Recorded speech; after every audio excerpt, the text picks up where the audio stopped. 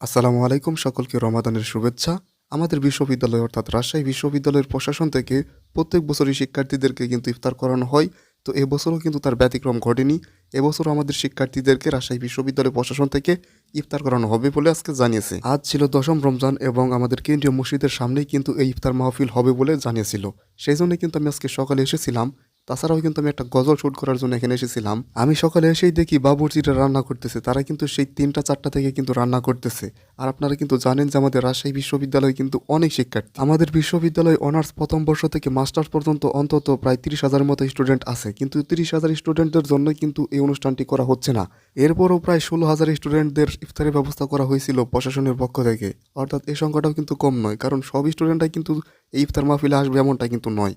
অনেকে বহিরাগত ছিল আবার। আর রমজান মাসে সবাই ক্যাম্পাসে থাকেও না, আবার অনেকের দাওয়াত থাকে। তো সব মিলেই কিন্তু মোটামুটি ১৫ থেকে ১৬,০০০ স্টুডেন্টদের এই জন্যই কিন্তু ইফতারের ব্যবস্থা করা হয়েছিল প্রশাসনের পক্ষ থেকে।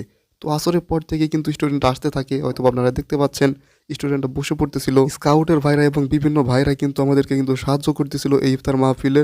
ছেলেদের এবং মেয়েদের বসার স্থান কিন্তু আলাদা আলাদা করা হয়েছিল। এই যে মসজিদ দেখতে পাচ্ছেন, মসজিদের পাশেই হচ্ছে শহীদ মিনার, আর সেই শহীদ মিনারেই মেয়েদেরকে কিন্তু বসার ব্যবস্থা করা হয়েছে। আর এইদিকে মসজিদের সামনে আমাদের ছেলেদের বসার ব্যবস্থা করা হয়েছে।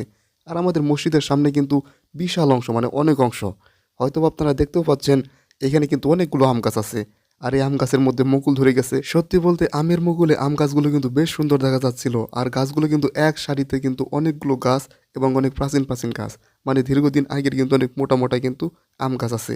আমি আসরের নামাজের পর থেকে আমাদের বন্ধুদের আমি খুঁজতেছিলাম যে আসলে তারা কোথায় বসেছে।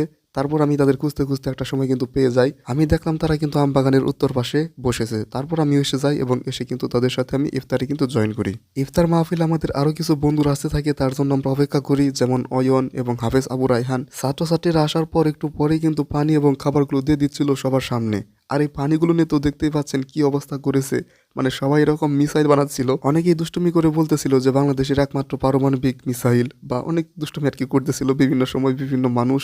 কারণ এরকমভাবে কিন্তু শুধু আমরা নয়, আশেপাশের যারা ছিল সবাই মোটামুটি এরকমভাবে মিসাইল বানাচ্ছিল আর ভেঙে ফেলতেছিল। এরপর খাবার দেওয়ার পর তো পোলাপান আরও বেশি দুষ্টামি শুরু করে দেয়, কারণ খাবারের যে প্যাকেটে যে রাবার ছিল সেই রাবারটি কিন্তু উপর দিকে তারা কিন্তু উঠাচ্ছিল এবং শব্দ করতেছিল, যেটা কিন্তু শুনতে বেশ ভালো লাগতেছিল। মানে চারদিক থেকেই সকল স্টুডেন্টরা এই কাজ করতেছিল। তো যাই হোক, তারপরে আমরা দোয়া করে কিন্তু সবাই কিন্তু ইফতারি কিন্তু করে নিই, কারণ আজান কিন্তু দিয়ে দিচ্ছিল। আর খাওয়ার ভিডিও তো খুব বেশি করা হয়নি, যেহেতু আমারও ক্ষুধা লেগেছে। আর রাবির প্রশাসনকে অনেক ধন্যবাদ, কারণ তারা এত সুন্দর একটি উদ্যোগ নিয়েছে শিক্ষার্থীদের জন্য। সেই জন্য প্রশাসনকে অনেক বেশি ধন্যবাদ।